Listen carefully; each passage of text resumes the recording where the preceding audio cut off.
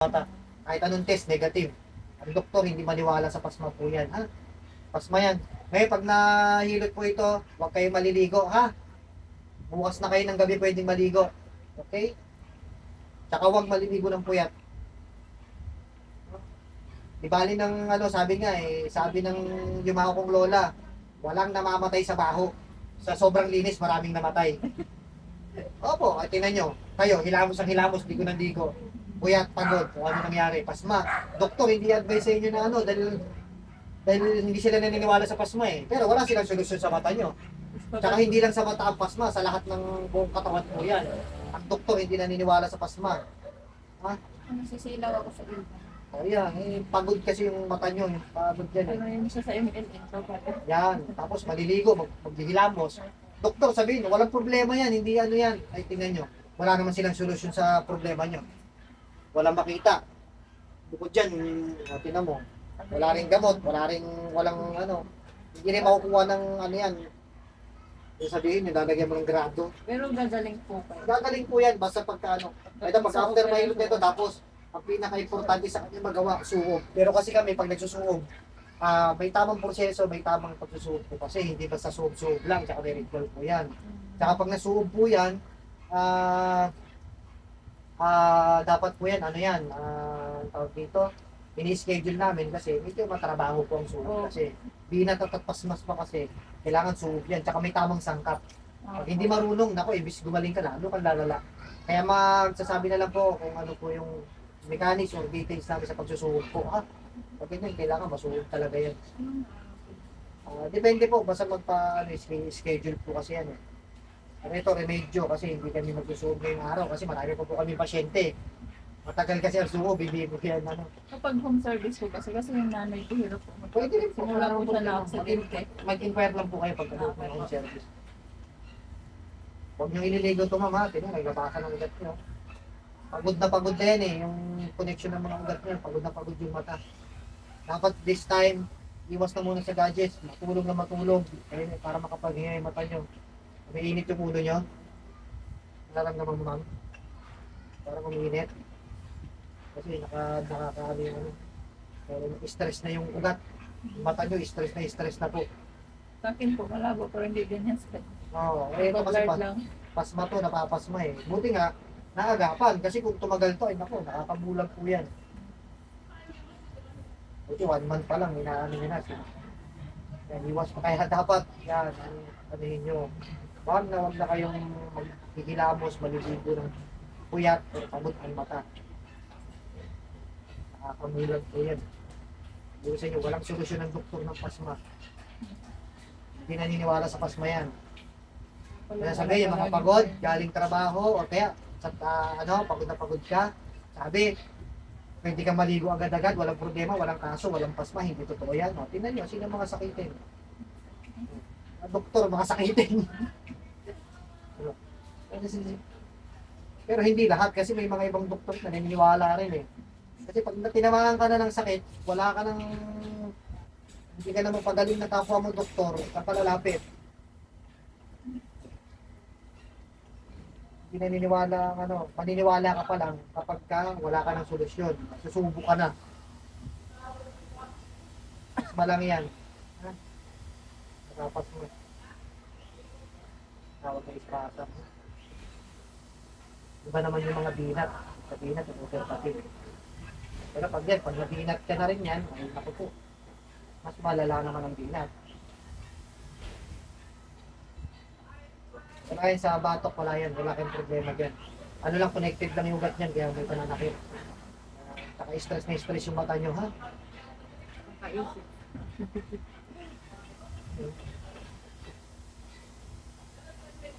Stress ka ng mata nyo yan, ha?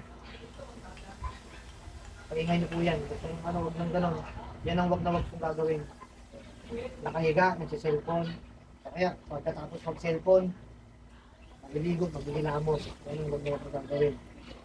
Pwede na kayong maligo niyan, yung sinasabi na, at least 30 minutes to 1 hour.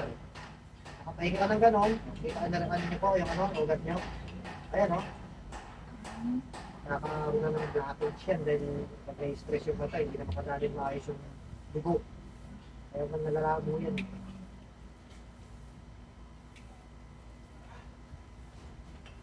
Binat hangin ka rin pala, ma'am. Eh, dapat talaga masuog to. Binat hangin, no? Binat hangin, meron yun yan, no? Oh. Binat hangin yan. Ano nyo? Ramdam na ramdam mo, ha?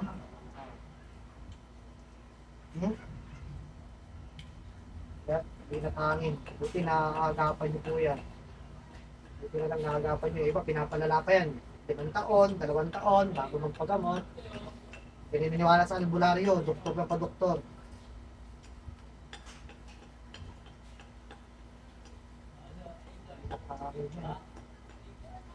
Dapat talaga masulit talaga naman. Dapat ito masulit. Binatangin yan, no? Pero may napabawasan naman.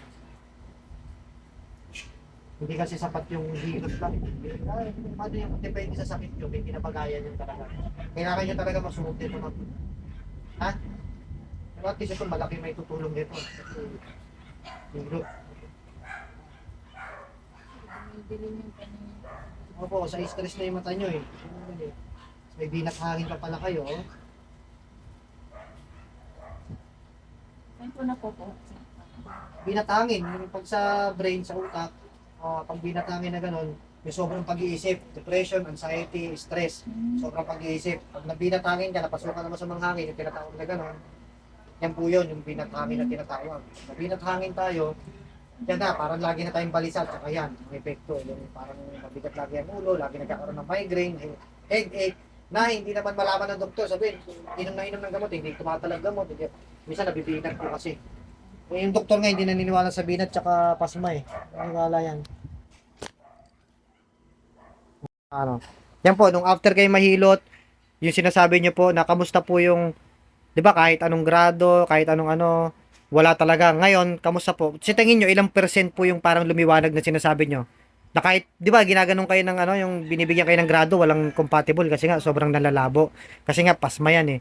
So, ngayon, nung after kayo mahilot pa lang, tingin nyo ilang percent yung sabi nyo lumiwanag po yung paningin nyo? So, 1 to 10. O, kunyari, gano'n na lang, 1 to 10. 7 agad, so napakalaki. So kasi syempre ang hilot traditionally pagkaalam talaga kung ano yung tamang paghihilot, ganun yan eh. Pero syempre kaya 7 pa lang, tulad ng sinasabi ko pa ulit-ulit habang hinihilot ko kayo, sabi ko nga is magpasuob pa rin. Kasi yun ang pinaka number 1 na kailangan nyo pa rin, suob. Number 1 yan. Tsaka kung 7, napakalaki ng progress nung after ko kayo mahilot, no? So kasi nga pasma yan, pero tinan mo doktor walang solusyon diyan. Hindi naniniwala ang doktor, paulit-ulit ko sinasabi yan. Kasi yan naman talaga ang totoo. Hindi man...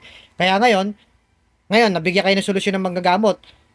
Ngayon, maniniwala kung nasa sa inyo na lang yan, kung maniniwala kayo sa akin or hindi, na ang pasma at binat ay kung totoo o hindi. Ngayon, kung nagbibigay ng solusyon, kung ayaw nyo maniwala, edi nasa sa inyo po yan, nasa mga tao po yan. Kaya nga po nagpapa-video kasi para at least yung ibang tao aware din na kung sige, nasa sa inyo eh, ayaw nyo maniwala, eh nasa sa inyo naman, kayo naman ang magsasuffer niyan eh. Kumbaga, ayaw nyo maniwala na ano, edi magpapagamot lang talaga kayo. Ang problema, walang solusyon ng doktor sa mga binat at pasma. Oo, inom ng gamot, ganyan. Tingnan mo, bibigyan kayo ng ano, walang makita, walang findings. So, eh dito, sa awa ng Diyos, 7 agad yung, 1 to 10, 7 yung improvement. O bigla lumiwanag. So, ibig sabihin, ngayon pa lang, siguro naman, maniniwala kayo sa akin na wag magse-cellphone ng nakahiga, tapos pagod na pagod ka na, yung puyat ka na, tapos magse-cellphone ka pa, o kaya naman, puyat, maliligo, ganyan po ginagawa nyo, di ba? Kahit wala namang kinukwento sa akin siya kung ano nature ng trabaho niya, anong ginagawa. So, yung mga sinasabi ko, yan kasi yung napapasma yung mata sa gadgets, tsaka yung puyat.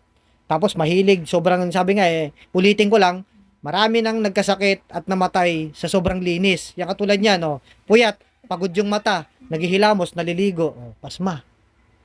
Yan po yan, no? Lalo na radiation ng gadgets. At saka yung ano niyan, yung malala, yung nakahiga ka, nagsi-cellphone.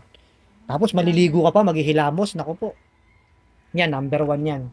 No, sa awa ng Diyos, 7 ka agad. Sabi, napakaliwanag agad ng, napakalaki na improvement. So, sundin na lang po lahat ng mga advices ko po, ha? So, yun po.